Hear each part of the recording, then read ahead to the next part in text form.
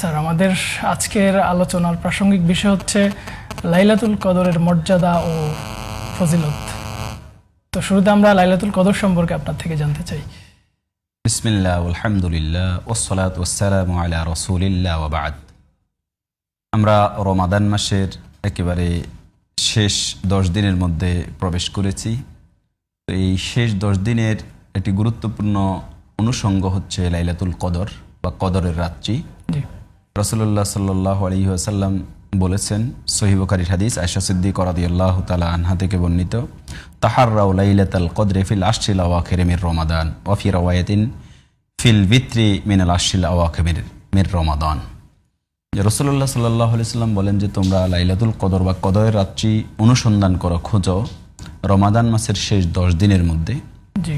আর অন্য রিওয়ায়াতে, এটাও সহিহ বুখারীর হাদিস, সহিহ মুসলিমেও আসছে যে তোমরা শেষ 10 দিনের বেজুর রাত্রিতে লাইলাতুল কদর অন্বেষণ করো। তো এটি খুবই গুরুত্বপূর্ণ একটি রাত্রি।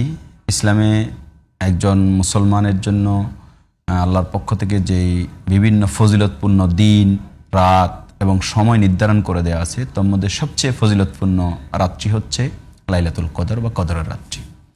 তো রমাদানের শেষ 10 দিনের মধ্যে যে কোনো এক রাত, এই বেজুর রাত্রিতে লাইলাতুল কদর, এটি নিশ্চিত।